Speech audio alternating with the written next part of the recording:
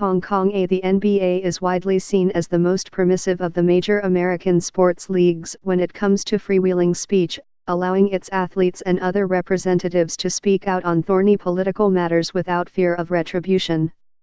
Unless, apparently, the autocratic leaders of a lucrative market raise a stink.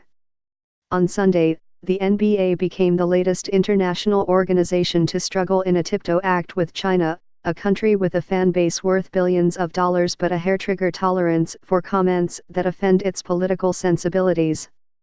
The league suddenly found itself in the middle of an intractable political conflict over the future of Hong Kong, caught between maintaining its image at home and saving crucial business interests abroad. The episode began Friday night, when Daryl Morey, the general manager of the Houston Rockets, posted an image on Twitter that included a slogan commonly chanted during Hong Kong's pro-democracy protests, "A fight for freedom, stand with Hong Kong." He quickly deleted the tweet, but the damage was done. Chinese fans, who see the Hong Kong protesters portrayed as violent rioters in the state-run news media and largely regard them as such, were furious. Sponsors paused their deals with the Rockets, and the country's main broadcaster said it would remove the team's games from its schedule. The league issued an apology for Mr. Morey's comments Sunday night. That inflamed fans back home, where the protesters are generally seen as pro-democracy fighters battling a repressive government. Democratic and Republican politicians found agreement in calling the league gutless, accusing it of prioritizing money over human rights. The N.B.A. is far from the first company to find itself forced to choose sides on geopolitical issues it never intended to be involved in, and to ultimately bow to China's economic might. In recent years, several companies have apologized or made concessions after angering China, including Cathay Pacific, Hong Kong's flagship airline. Cathay fired employees who wrote posts on social media in support of the protests, in an effort to avoid losing access to Chinese airspace.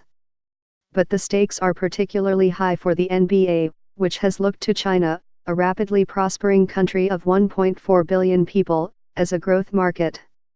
Tencent Holdings, a Chinese tech conglomerate, reported that 490 million people watched N.B.A. programming on its platforms last year, including 21 million fans who watched Game 6 of the 2019 N.B.A. Finals. By comparison, Nielsen measured 18.34 million viewers for the game on ABC. The league recently announced a 5-year extension of its partnership with Tencent to stream its games in China for a reported $1.5 billion. This is a massive indicator for the perceived value and enormous potential of the China market, a Mailman, a sports digital marketing agency, wrote in a recent report. The N.B.A. has been similarly successful on Chinese social media.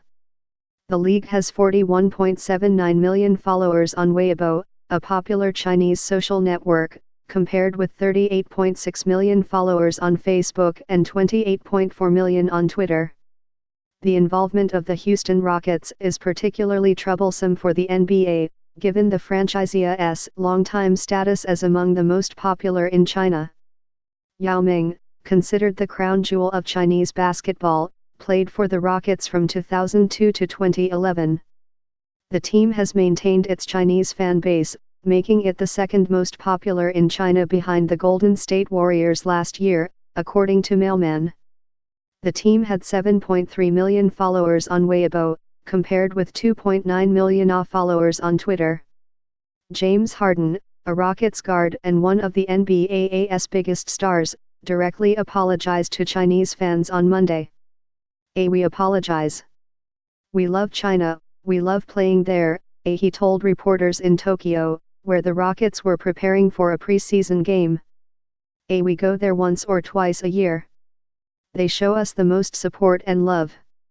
We appreciate them as a fan base, and we love everything they're about, and we appreciate the support that they give us." Echoing China's worldview, especially as it relates to its sovereignty over disputed territories, is considered a cost of doing business there, for both entertainers and companies. Gap was forced to apologize in 2017 after selling a shirt that featured a map of China without including Taiwan, a self-governing island off its southern coast. The Marriott International hotel chain apologized in January 2018 for listing Tibet, a region of Western China, and Taiwan as countries in a customer survey. In February 2018, the German automaker Daimler apologized for using a quote from the Dalai Lama, who is widely viewed as a Tibetan separatist in China, in a social media post from its Mercedes brand. In March 2018, China demanded that international airlines refer to Taiwan as part of China in their online booking systems, a request mocked by the White House as a Orwellian nonsense but eventually obeyed by all major carriers. For its part, the N.B.A. has weathered outrage in China before. Last year, J.J. Redick, then of the Philadelphia 76ers, recorded a video for the Chinese New Year in which he appeared to use a racial slur for Chinese people, which he later said was an unintentional verbal slip. He apologized, but was roundly booed when he touched the ball during preseason games in Shanghai and Shenzhen. The discussion around Hong Kong, though, is a much more passionate topic for Chinese fans. Joseph Tsai, the billionaire co-founder of the Chinese e-commerce giant Alibaba and owner of the Brooklyn Nets, said in a statement late Sunday that Hong Kong was a third-rail issue in China, calling the protester efforts a separatist movement. Most protesters deny they are interested in independence, but the Chinese state media has at times depicted them that way. If we said we supported 9/11s, what would American pigs think? Put yourself in other shoes, one commenter on Weibo wrote. In Hong Kong, many supporters of the movement criticized the N.B.A.'s backtracking and thanked Mr. Mori for his original sentiment.